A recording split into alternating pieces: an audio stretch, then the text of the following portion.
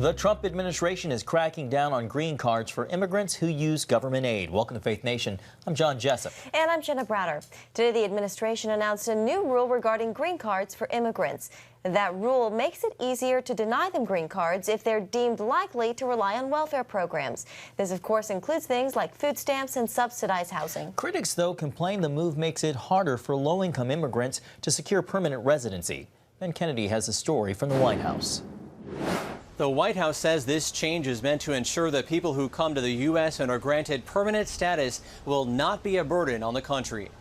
And President Trump has once again delivered on his promise. That promise, immigration reform. This round focuses on public charge. Through the public charge rule, President Trump's administration is reinforcing the ideals of self-sufficiency and personal responsibility. Caseworkers will now consider if immigrants would rely on government benefits like housing, food, and Medicaid before approving citizenship status.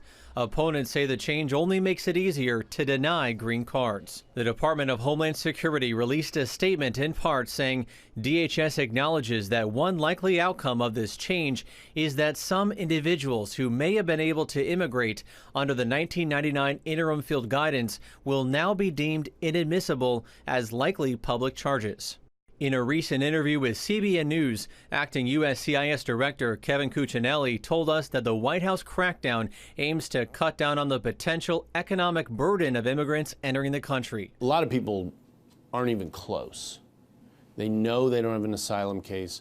They want to come here for economic reasons. Those are not asylum reasons. Asylum is about protection from persecution.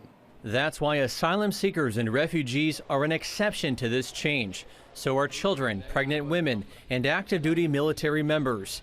The change could impact hundreds of thousands who immigrate here each year. I'm certainly not prepared to take anything down off the Statue of Liberty. We have a long history of being one of the most welcoming nations in the world. Now, the change won't go into effect until October, but bottom line, the White House wants people coming to the U.S. to eventually contribute to this country instead of relying on benefits covered by the American taxpayer. Ben Kennedy, CBN News, the White House.